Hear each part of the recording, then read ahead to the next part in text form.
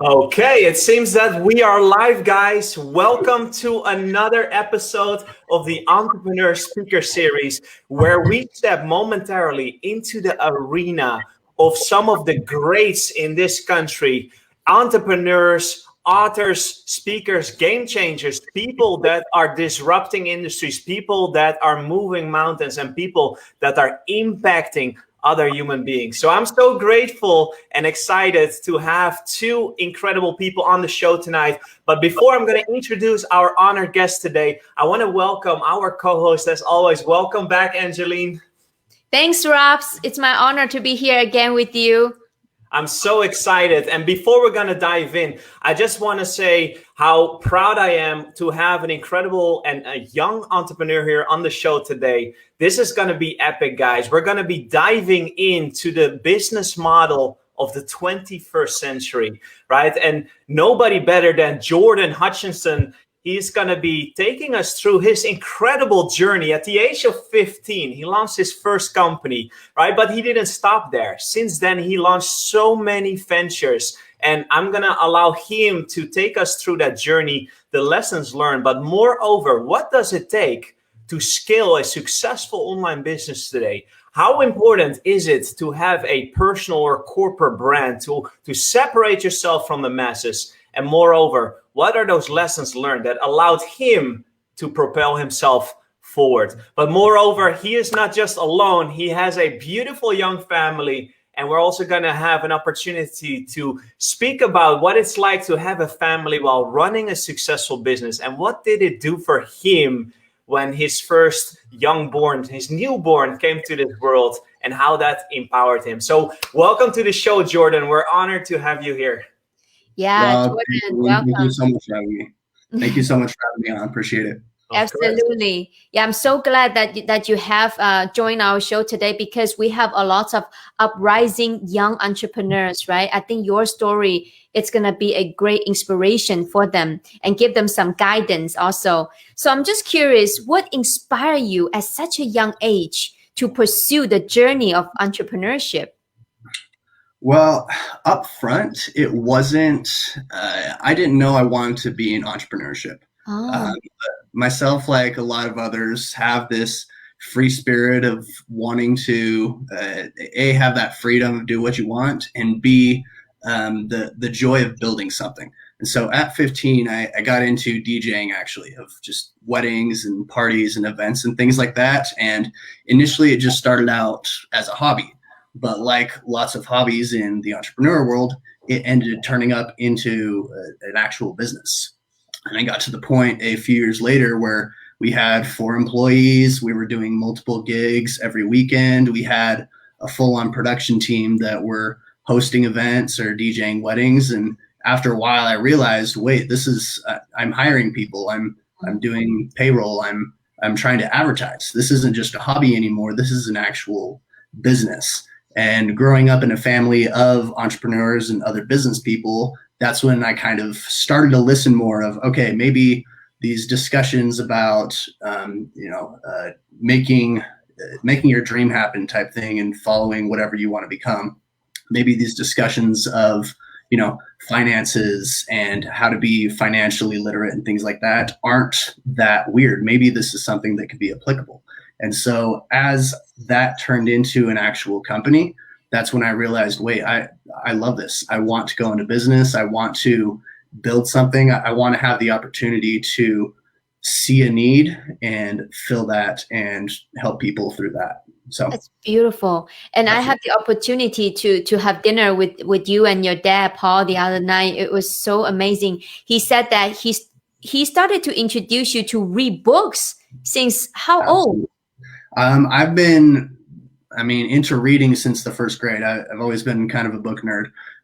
But as far as reading, going from like the Harry Potters to the Tony Robbins and the self-help and business development books, that was in high school, of realizing, okay, I'm spending time doing this. I'm currently here. I want to be here. The best way to do that is through knowledge. My dad always said, the most important piece of real estate that you'll ever own is the 6 inches between your ears. Oh. And it's because, regardless of what happens circumstantially or anything else, your knowledge and what you have inside your head is one of the most important things. And so growing and developing that to make it so, wherever I was at currently, I could always become better and always be progressing. That's what was most important for me. And that's why I've been reading books since high school, because that's one of the best ways to get that knowledge that I don't currently have. And speaking of that, what are some of the books that make a huge impact for you that you would recommend for the young entrepreneurs? Yeah. It's a must read for you guys. Yes. I have a lot of individuals that will ask me of like, hey, what books am I trying to read? And I have maybe 100, 200, 300 somewhere in there of different ones that I've read partially or read completely that I'll recommend depending on what they're wanting. If it's a guy that's wanting to go into accounting, then I, of course, tell him, go to school and do that stuff. But here's some finance and economics books that I'd highly recommend. Same, I have segments for marketing, segments for strategy and things like that. But in general, I think, those are all things that once you get into business and you realize, hey, I need to know more about, public relations and advertising. There's plenty of books. There's plenty of courses that you can Google to get those things. Those are more about the how. I think the most important ones are the why. Yes. So I've always heard, if you don't know your why, you'll never figure out the how. Or even the how doesn't matter. It doesn't matter if you're the smartest person in the world. If you have your why, if you don't have your motivation for why you're putting in all these hours, for why you're trying to, if you don't have a dream that you're trying to accomplish, then there's no point in all the how. So I always tell everyone, if they're just starting out or wherever they are in the process, find your why and go from there. And a lot of those are everything from these motivational, what's a couple? Psychology of Achievement's a good one. Habits of Highly Effective People. Awaken the Giant Within, Tony Robbins. Yeah, just different things like that. I mean, even some offshoot ones like The Secret. It's one that was Oprah Winfrey put that for a while. But just all these of finding what your inner desires are, finding what you want to accomplish in this world, find what difference you want to make, and having the courage to follow your dreams and the different mindsets that you have to get in order to pursue those. So. And I do have a question, because you mentioned about that, the why. And when I was coaching the young adults, right, I asked them, what is your vision? What is your why? What do you want to accomplish? And many of them, they have no clue, right? So what kind of things that you do for yourself that you discover that within yourself? What is your why? What is your vision? What is your process for you? Yeah. So I guess two things with that: vision and process, like you said. As far as the vision of, what's your end goal? Where do you want to be at the end of the road type thing? I always see, where do you want to be, when you're 90 on your deathbed? What do you want to have accomplished type thing? No one wants to say, I worked my entire life and didn't enjoy it type thing. That's not fun. No one also wants to say that I spent my whole life watching Netflix and didn't accomplish anything. So you got to find that balance of, at the end of the day, what do you want to have done? Me personally, I want to see what's the biggest impact I can have on people around me, and preferably the world as a whole, of whether that is, making money and then starting charities and having those charities and philanthropy operations be helping individuals in impoverished countries and helping them out economically, or whether that be creating a company that makes a difference for people. I mean, people would say, Steve Jobs, big, awesome entrepreneur. He didn't do a ton of actual charitable donations, which that's his choice. But his company, Apple, one would argue that he's made a significant impact in the lives of everyone in the world, because where would we be without smartphones, without computers, without, the internet as a whole? That he made products that helped push humanity forward. And so I would argue my goal is to do both, of create products and services through businesses that help people in some way. Elon Musk is pushing the electric car frontier forward. And that's something that's pushing the rest of the car market forward as well. He's making it so he's making something innovative, and the rest of the world is also pushing farther towards progress. So that's one way. And then the other way is, of course, helping people. So that's my goal at the end, is to see how much of a positive impact I can have on other people in either of those facets.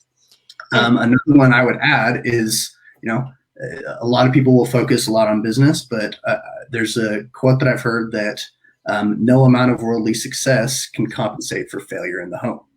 And I've seen a lot of individuals that they're great on stage or they're great in a boardroom, but frankly, their family life is pretty trashy. And that's because they've, unfortunately chosen that priority over their family priority. And I'm a firm believer that you can do both. I know there's individuals that have been extremely successful at the expense of their family, but I also know a handful of individuals that they're able to be successful. They're able to change the world. They're able to follow your dreams, have a Ferrari, whatever you want to do, and still have that core priorities of your family and those around you. And I think that's the important thing. If I'm 90 and I've got those things I've built those good relationships with my family, I've got good kids, I've got a good family relationship, and I helped a lot of people, that's success in my book. Yeah, that's my core value too, family, right? Making a difference and serving others. Rob, anything that interests you that you would love Jordan to touch? Yeah, absolutely, Jordan. I heard a lot of great value there, and it started off with books, and that is excellent because I'm also a firm believer that anyone should have a large library of books that can actually, instead of the the outcome books, right? Like or the topic books, like you mentioned, finance or business, right? Why don't you start reading up on personal biographies and stories and the way that people live their lives and the challenges that they have overcome? But I'm also a believer in surrounding yourself with influential people that you like to model, right? People that have success in those areas that you talked about, like family life, like the business success, maybe even your physical health, whatever it may be. So I'm curious, besides the books that really got you to think and give you a different perspective, what about some of the influential people in your life that maybe have been able to contribute to your direction? Can you talk a little bit about that? Absolutely. I've always heard it's not what you know, it's who you know. Yes. I would argue it's both, but I've seen personally in my ventures that we can have, we could be reading books all day and audio tapes and Googling whatever topic we're looking into. And then we meet one person at a networking event that knows that industry thoroughly, and that blows everything out of the water because they know so much, they know so many people that connection is worth more than a year worth of research that I could have done. So I definitely think people are, more important than anything. So definitely. In regards to who, like I mentioned before, my dad's very into business. My family's been that way for a while. Very influential, particularly in mindset of, when you have failures, get back up, keep going. Just instilling this, how do you solve problems in the world? How do you overcome rejection? How do you make sure you have your priorities straight? Things like that. That's definitely been influential from him. But with that, different people that I've had the blessing and opportunity of rubbing shoulders with in these different ventures, whether it be at a networking event, just hearing some individuals speak on stage. We were at a tech summit, and I got to see Mark Zuckerberg, founder of Facebook, talk. And I wasn't the biggest fan of him until he spoke. And he gave some really great leadership insights that truly changed how I looked at my company and looked at other people and being a leader as a whole. And so that was phenomenal. In other ventures, I've been able to see there's this one gentleman. I haven't actually done a ton of business with him. I've met him at a lot of networking events, and we've gotten really close. And our goal is to do something in the future together. But he's the epitome of what I would say, what I want to be. He's got that family life straight, and he's also doing extremely well in business and success. And the more I learn from him of just trying to be a sponge of everything he says, kind of analyzing what he does and how he manages his company, how he manages his family, how he manages his personal life, everything from, with his spare time, is he spending it again on Netflix, or is he spending it, quality time with family or learning or growing in some regards. Different things like that have been very influential in me saying, okay, that's someone I want to be like, type thing. So having people you look up to is really important.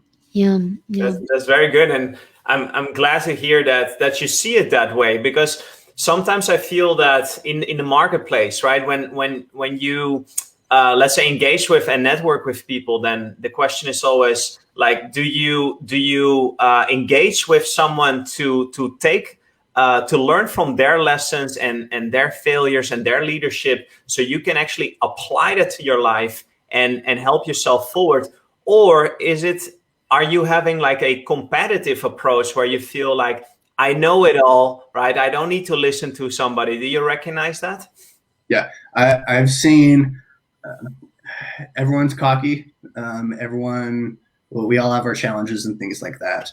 But the more I've seen that I can look at someone, and whether they're, an ultra successful business owner or a janitor type thing, just for retrospect, if I'm able to step back and look at them, who they are as a person, and also the fact that they've had experiences in life that I haven't, I'm able to learn just as much from both of them. Maybe in different regards. I'm able to learn more about finances from the business manager and more about things to improve my life, or just moral and spiritual priorities type thing from someone else. But everyone else in this world has experiences that we don't. And so any opportunity to brush shoulders with another human being is an opportunity to learn from them and grow from them in some way.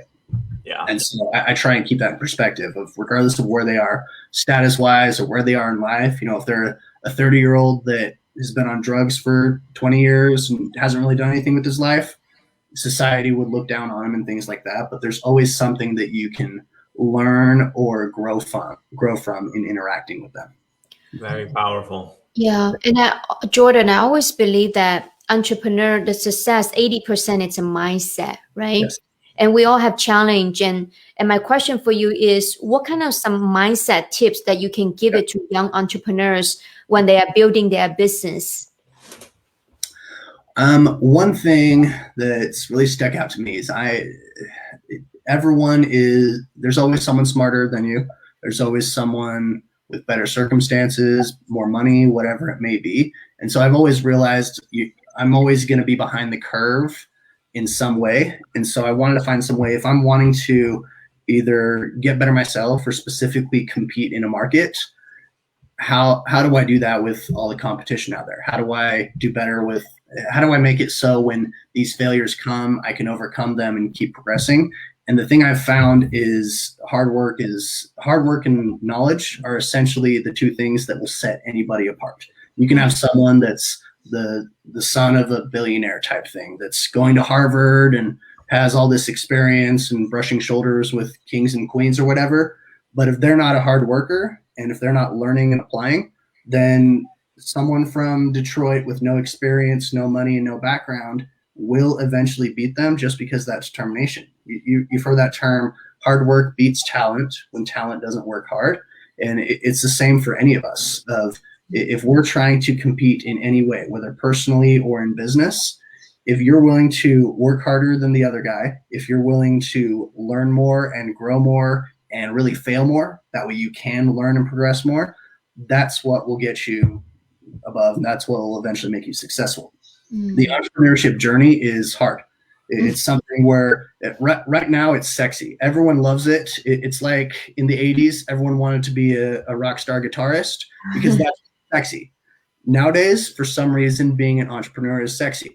And it's awesome because, people, instead of these crackheads being the celebrities, it's people like Elon Musk and Jeff Bezos that are the celebrities, if you will. So it's cool seeing that societal mindset set to be looking towards these people that have pretty cool success.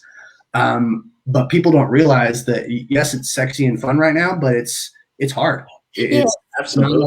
You see all these gurus on social media that tout how easy it is if you just pay them some money. Like it's absolutely not. And anyone that tells you otherwise is selling something. So the keeping that in mind of, if you really want this, if you really want the reward, which frankly, the reward is always worth it in my opinion. I'd much rather be working 90 hours a week for myself, making crap wages, but at least I have that freedom and I have that opportunity to make a difference than working a 9 to 5, making someone else rich. Some people like that. There's nothing wrong with that. I've met plenty of individuals. They're great employees. They're great people to work with, that they have that 9 to 5 mindset. They're happy with it. They're content with it. They want to come home at 5 o'clock, watch Netflix, do their thing. There's nothing wrong with that. They're still great people. But like you said, it's a mindset. It takes a different type of mind to be an entrepreneur, to motivate yourself to get up at the crack of dawn, work all day, no one telling you what to do, no one telling you when you can go to the bathroom, finding out what needs to be done and doing it instead of being told what you have to do. It takes a very specific mindset that we all have to develop, and we all have to keep developing. It's easy to get lazy in some of these scenarios, especially if you're at the point where, hey, you're just over this cusp, you've just made a little bit of success, where the company's doing great, this is awesome, let's go to Tahiti for a week. It's hard to continue that mindset, and it's something that you always have to be working on, is always progressing and always pushing yourself, because no one's going to push you for you. Yeah, forward momentum above anything. Yeah. So what you do to motivate yourself and hold yourself accountable even when nobody is watching you? Well, what did you do? It's definitely keeping that dream in perspective. Focus on your vision. Okay. Yes, I've got pictures all over my office of a Lamborghini and an Aston Martin. I want a cool truck. I want to vacations at a beach resort type thing. Just these things that are, looking from hindsight, they're very temporal in nature, but because of course the eventual goal, like I said, is to make a positive impact on people, whether it's, charities to go and save kids in Africa, or saving kids that are in human trafficking, or, helping clean up the oceans. Those are all great causes that, when we get to the point where we have that monetarily, where we can help out those causes, I absolutely want to do that. But humans aren't wired like that. We can't sit there and have a starving kid in Africa be right next to our desk. That's really not going to motivate us. It might, pull some emotional heartstrings for a while, but as far as the long term, humans are naturally selfish creatures. We want something that's going to, bring us our self-satisfaction. And so I've always heard, use the Ferraris and Lamborghinis to motivate you to get to that point. And once you're there, you will have gone through the journey where your heart has changed, and you now want to use that success to help other people. So that's excellent. That's the first time I hear that, Jordan, but I can totally relate to that. And I think Angeline can too. I mean, when we first start on the journey, especially when you're young, right? You started your first business at the age of 15. I think nobody will expect that you already understand what you want out of life, right? This is a journey that we're on, and throughout our human experiences, right? It's when your heart changes. Yeah. So I think that's really, really profound. And with that mindset, I wanted to segue into entrepreneurship for a little moment, if that's okay. Because I think we're all dying to know, right? In 2021, right? You said it, right? Entrepreneurship is everywhere. And I think the internet definitely made that available. Podcasting and shows, right? There's like a ton of entrepreneurial podcasts out there. So I think there's just a lot of information now that is reaching people in all corners of the world. But let's talk for a moment about what it takes to be an online entrepreneur, or what it takes to build businesses that nowadays the world becomes your playground. Can you talk to us a little bit about your organization and what it took you to get this off the ground? Yes. So the current project that we're working on is called Vibe, V-I-B. It's a CBD company. And for those of you that haven't heard about CBD, you can look it up. It's from the cannabis plant, and it's essentially they've taken out the fun parts, the THC that gets you high and stuff like that. Yeah. And they use it for medicinal purposes, and it helps with everything from stress and anxiety to pain and inflammation. So people are using it for a lot of things. There's a lot of stuff out there that you can look up, but it's a relatively new trend, but it's definitely a growing market with a lot of potential. And so we developed a CBD chewing gum, which in the CBD world is relatively revolutionary because no one else in the market has done it before. There's a lot of other products, but no one's ever done a chewing gum. And so we looked at the market and saw its potential and said, hey, we want to hop on this bandwagon. We want to ride this wave and see how it goes. Mm-hmm. But it was a hugely saturated industry. There's thousands and thousands of small companies that keep coming into the CBD space that, again, they were taking the exact same product, slapping their brand on it and putting it on the shelves and hoping that it sells. And so it was extremely saturated in a lot of the same thing. And so from what we've learned in other things is the only way to compete in a saturated market is by one of three options. One is price gouging. So you be cheaper than everyone else on the block. Number two is quality. So you have the higher quality than everyone else on the block. Or number three, and the most effective, is product differentiation. We chose to do all three. We found a product that was extremely different, like radically different than everything else on the market, something that was higher quality than the other things, and then something that price-wise was significantly cheaper than some of the other things. And that's how we've been able to go into a market where, hundreds of new startups are happening every month, and they're coming in, they're fizzing out for a while, and they're dying. And we've been able to do it for a year consistently with pretty consistent growth because we started out with those core values and we've been able to take it off from there. So it's been a great learning experience. We have experience. When I say we have a team of, I'd say 10 different individuals that they cover everything from accounting to primarily marketing and advertising. That's most of my background and most of the team's background. But with our previous ventures, we've been able to take a product, build the site, get the advertising going, and take it off a lot as far as the business to consumer, selling the product to the end consumer. And that's one thing that we've been doing relatively well with Vibe that's been really beneficial. The learning curve with this new company has been the business to business side, which is something that we haven't done before. We're used to taking a product and getting it in front of the eyeballs of the end consumer. And that's, for now, it's pretty easy. It's not perfect, but we have a system down that's worked for the past few ventures, and we like that a lot. For the business to business, we've never done that before. We've had to learn how to approach retailers, how distribution networks work, how brokers work in getting you into like these Whole Foods and Trader Joe's and things like that, of this whole world that, back when we were on the e-commerce side, we didn't know it existed, but we've been having to learn, okay, how do you make an entire pitch deck and pitch to these people that are distributors for Walmart? It's been a great learning experience, lots of failures, lots of falling on our face, but I always heard you win or you learn. And if you fail, that's when you learn. And if you failed and didn't learn, then that's where there's a problem. But every time we fall on our face or lose a client or mess up on something, we take that as an opportunity to come back and say, okay, where did we mess up? What can we fix? Let's learn more. Let's fix this. So the business to business side has been great. Business to consumer side has been also great. And you must facing a lot of objection, right? Yes. Yeah. So some people I've seen oh my gosh, this is so painful inside, right? And they quit. Yes. So what did you do? How do you handle objection and to develop your mental toughness? Absolutely. Like I said, the entrepreneur lifestyle and industry is hard. It's fun at the end.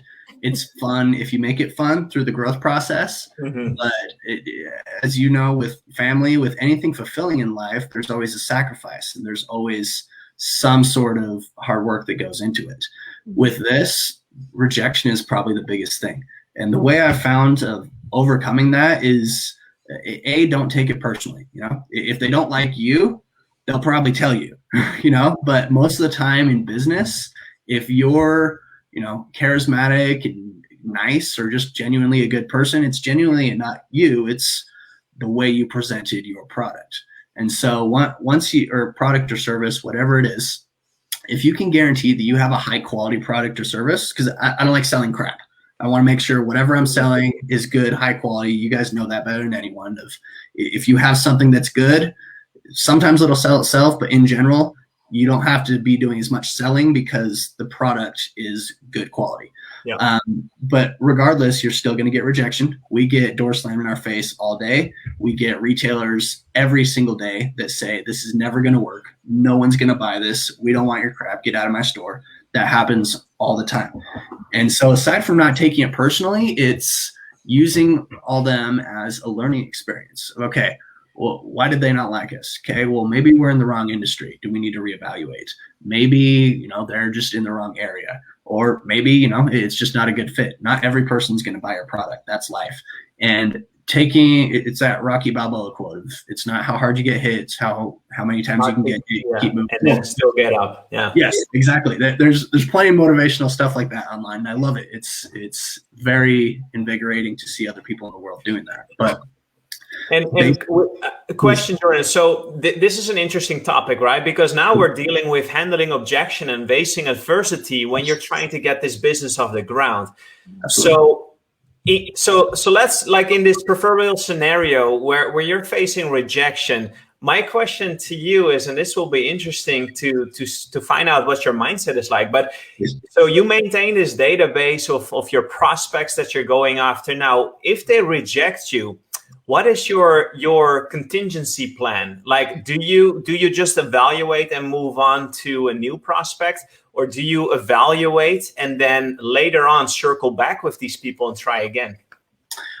Definitely the circle back approach, but the circle back approach has to be circumstantial. If they say, like currently a lot of our retailers in a certain niche market are saying no because CBD is not moving in their niche market. And that's part of their rejection is, I've got existing CBD products. Yours is awesome and high quality, but my existing products aren't moving. Yours won't move either. And so we put them into a folder that's, I can't remember what we titled it, but it's essentially if and when things in that niche industry change circumstantially, there's a sudden demand, which I think we can drive with our other, bring demand from the other industries. When circumstances change there, then we'll be able to come in and say, hey, you've seen us on billboards. You've seen us in your competitors' shops. You've seen us down the road. Like there's finally demand for our product, and you know it. Now, are you ready to buy?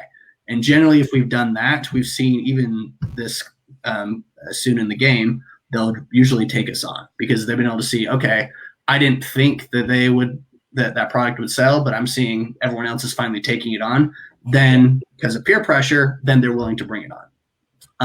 In markets where they just don't want it, whether it be, oh, your price too high or your product's terrible, no one's ever going to take it, things like that, we'll keep them in the books. And as we grow, if I always like the story of Red Bull, of when they first tried to come to market, no retailers would take them. So they went around to the smallest shops that they could find and the smallest little convenience stores that were independently owned. They bought a refrigerator and said, can we just put this here? Just give us a chance to get it out there. And so they put them in there. They had an amazing marketing story where they got thousands of empty cans of Red Bull and put them in trash bins all over London, just in public waste bins. And their sales surged because everyone in London was like, wow, everyone's drinking this. That's awesome. So they had to incorporate these guerrilla marketing tactics of, fake it till you make it, showing that there's some sort of demand until there actually was demand. But nowadays, you go into any store and there's Red Bull there. So retailers that originally told them no, they're now begging for their product. And now Red Bull's, they're holding the cards. They're able to decide pricing and things like that. So if it's a no up front, evaluate, see what you can learn from it. Don't take it personally. Definitely don't let it get you depressed. I know a lot of people that, they'll go to a sale and it will go bad in some way. They'll get rejected and they'll take the rest of that week off because they're sad. Again, go back watching Netflix. That's the hard part of, can you take that rejection and use that, whatever emotion you're getting, as fuel to keep going forward? Yeah. That was very powerful, and thank you for sharing and reminding us of the Red Bull story. I read this long time ago, but I think it's so profound, right? And it's so inspirational every time I hear that. But what I'm hearing, and also as a fellow marketer, right, I love to get your insights on this. But does that mean that when it comes to an online business, particularly, and well, I would say for any business for that matter, but when you operate in the online space, is lead management, right? Having a robust CRM system where you, because you talked about filing, right? You have these interactions and you're filing the conversations and what is happening. So can you talk to us a little bit for the people who might not have experienced this at this level? Like, what does it take to run an online business and how do you track those interactions? Three things. One is, of course, traffic, which comes from having good ads. I always hear if your website doesn't have good traffic, that means your ads suck. So anytime our traffic is low, we look at our advertising or whatever is pulling people to the site, we figure out how to adjust that. Once they're on the site, if the conversions are low, then we evaluate the website. We're saying, okay, when they go onto this site, is it set up as a funnel where there's buy buttons everywhere and people are motivated, they see the value, they're not confused, there's not too many options, there's tons of factors that go into it of, is this site able to help me convert? And if that's working, then you're getting conversions and you're getting those initial sales. But I've always heard the money is made in the follow-up. I would much rather have a customer that buys from me once a month for a year than a customer that gives me one big order once. That's what brings in long-term cash flow. That's what gives you long-term business growth. That's what makes it so at the end of the day, your business is valued at X times higher because you've either got people on subscription or returning customers because they're able to see trajectory wise, okay, where am I projected to go? Because I have this existing income. It's not just sporadic sales. That's our goal, is bring on consumers that are long-term, that are continually buying. And the way to do that is just like you said, through a CRM, a customer relationship manager. Originally, like most startups, we had everything on an Excel spreadsheet. When someone got in, we would manually put everything in. We would put a reminder. We would send them an email after X amount of time and do all these follow-up things. And we had everything from an email that we would send them to ask them to leave a review. So that way they would get a discount code because that gives us more content, more credibility. That brings them back to the site and gives them incentive. We have things where it was follow us on social media and you'll get a discount code, or like our post to get submitted into a drawing and things like that. There's tons of different ways that you can interact with them once they've already given you your money. And frankly, if your product's good, you want to find ways to utilize that. Hey, did you like it? Cool. Let us know that you liked it. Order a new one. Tell your friends about it. Find ways to make them share it. So that was all done on a spreadsheet until it became, it didn't make sense cost effectiveness wise to do that. And so that's when we moved to a CRM that's automated and does that whole process for us. But initially, when I only have 100 customers type thing, then it doesn't make sense to be paying for a good CRM if, time and money wise, I could be doing that on a spreadsheet. So once we got to the CRM, it's been very automated and it's been very easy of once they make the sale, the whole process is automated from there. And all we do is look at the data and see what's working and adjust from there. So you know that more than anybody, Rob. Yeah, very creative, very creative. Yeah, and I love to dive into the details because I believe, Jordan, the reason for asking is because a lot of people, and you said it, right? Entrepreneurship is sexy. And everybody, like nowadays, unless you still want to go into the retail or maybe, on the investment side, real estate, but majority of businesses, 2020 has really proven that if you're not operating online, right, you're not going to survive. You need to be positioned online and have a presence. So I wanted to know, because you're selling your goods online and the majority of your business operates online. So how important do you think is it to build a community, to have a brand around your product or service? Huge. In regards to a brand, our gum, for example, if Coca-Cola woke up, or if any company woke up tomorrow and decided they wanted to do a chewing gum, they could probably spend a few months doing R&D, pour a couple $1 million into it, and have a product out there. And it wouldn't be the same as ours, but it would be similar, and they could, succeed with that because they've got the marketing dollars. And that's where brand comes in, is unless your product is patented and so unique that no one else is going to do it, it's not going to be by itself in the market. Steve Jobs introduced the iPhone, and within a few years, Samsung came out with their Galaxies, and BlackBerries came out with their smartphones. And they didn't have a monopoly on the smartphone market just because they invented it, type thing. They had a monopoly because they built a brand behind it and a community. When you walk into an Apple store, it looks like this, again, sexy, classy, luxurious. You feel like you're walking into something from 2020 and you're worth $1 million. And when you open your iPhone, I know everyone that keeps their boxes, it's sleek, it's amazing, it's all these things. They've built an experience and a community and really a brand. It's a logo, yes, but it's also a feeling that you get when you look at them. When you look at Apple, you think of that classy, sexy, they probably drive a Maserati and have $100,000 in their account type thing, even though most of us don't. Most of us that have iPhones, we bought it because, yes, it's a functional product that works, but I know tons of people that bought it because of peer pressure because everyone else around them is having one too, even though they like Samsung or something else. And so branding is really what feelings are you invoking in people? We've been talking about Red Bull. Most people that drink Red Bull are college kids that need extra energy, or the rest of us that need to survive without coffee. And when you see Red Bull, though, their marketing is all BMX bikers and astronauts jumping from the edge of space and all these extreme things, because that's the brand that they've built behind it. And so when you're buying their product, you feel like you're part of that brand. That's why cosmetics for middle-aged and older people, it makes them feel like they're in their 20s again, even if they're not. Even if the product doesn't work, their brand makes them feel that way, and it makes them feel like they're part of this community. And that's the goal with any brand. Most people that drink Red Bull are not BMX bikers that are doing flips through a ring of fire, but it makes them feel like they're part of that community in some way. So that's the importance of a brand, in my opinion. Yeah, it's beautiful.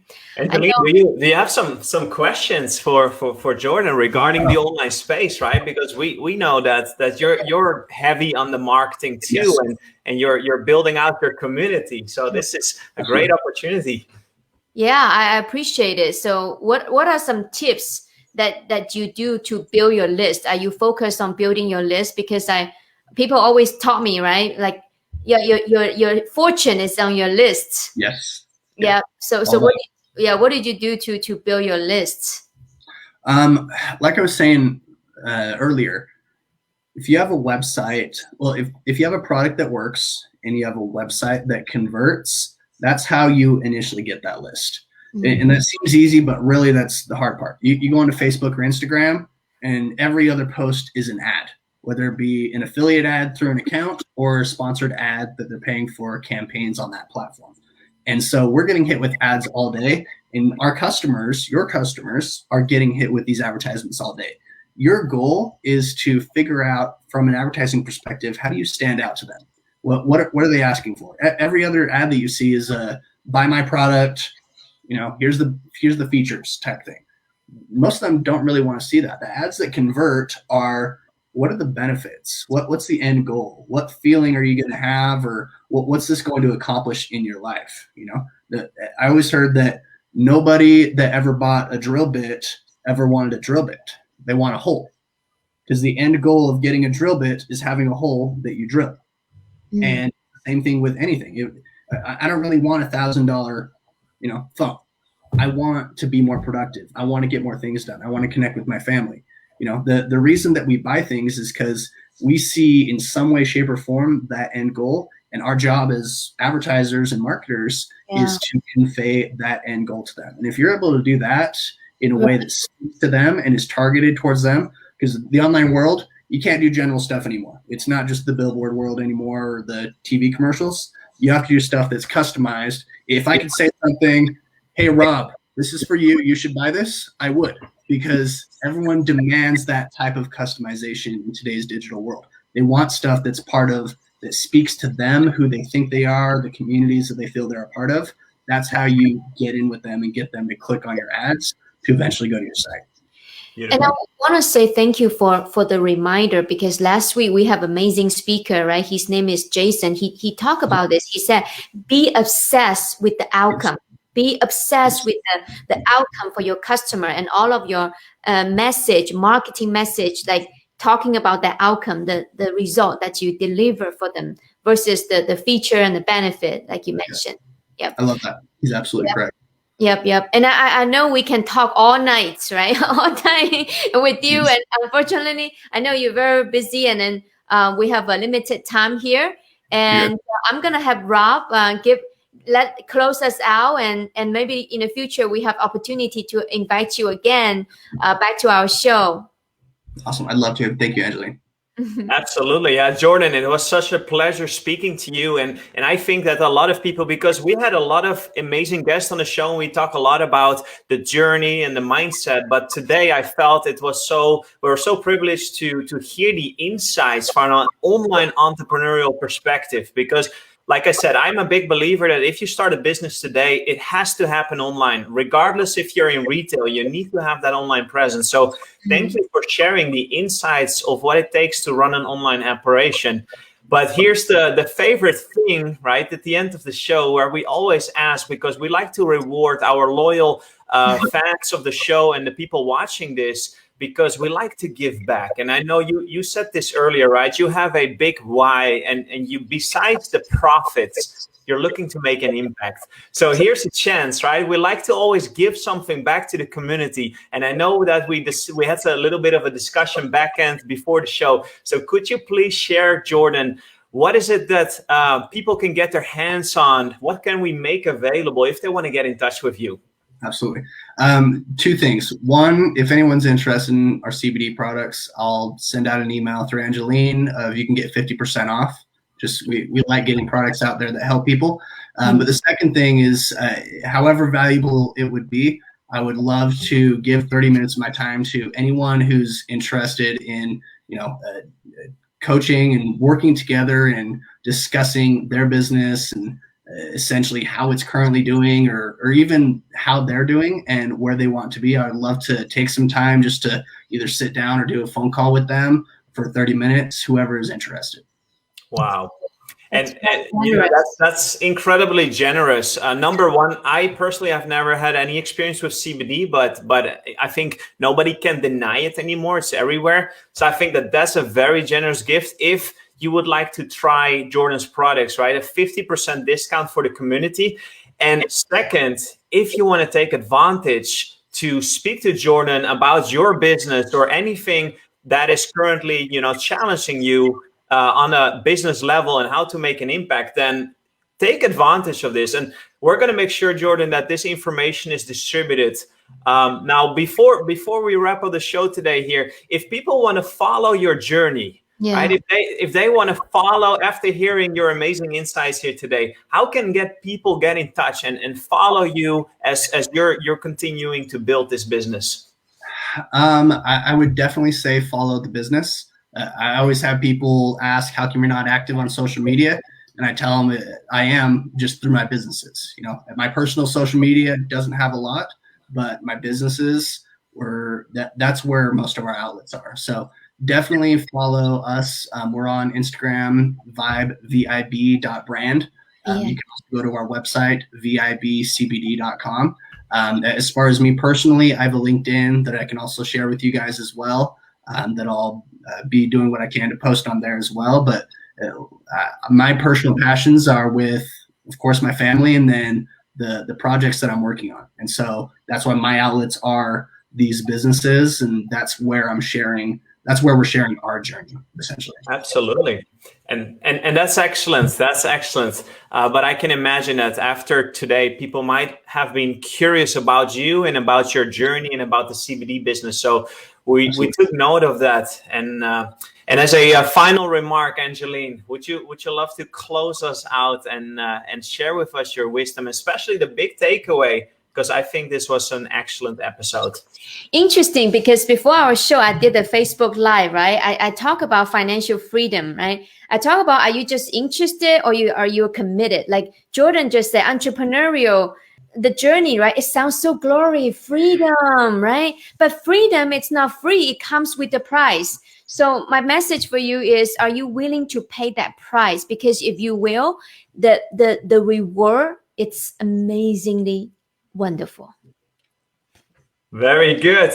Awesome. This is excellent. Well, Jordan, thank you so much for coming on the show today and sharing your insights. It was really wonderful getting to know you and sharing the time with you. So thank you so much. Thank you, Angeline, for always co-hosting here and these fantastic questions that led to this great conversation. And for our guests and our viewers out there, right, I hope you tune in again next week where we have another phenomenal guest on the show. It's the same time in the same place where we step temporarily into the arena of our honored guest. So for now, wish you all a fantastic Friday. Thank you so much, Jordan. Hope By to the way, see Rob, you again. how do we take a picture together? We can do it right now. If we can have a if we can put our best smiles up, I will do it. Okay. All right, let's do a countdown, guys. Live on the show here today. 3, 2, 1. There we go. Yay. Thank you, Jordan. Thanks, Thank you Rob. guys so much. It was an honor to be on. I appreciate your guys' time, and I'm really looking forward to this. So thank you so much for your time. Thank Absolutely. you, Jordan. We'll see you again. Thank you. Bye-bye. Thank you. Bye-bye. We'll see you.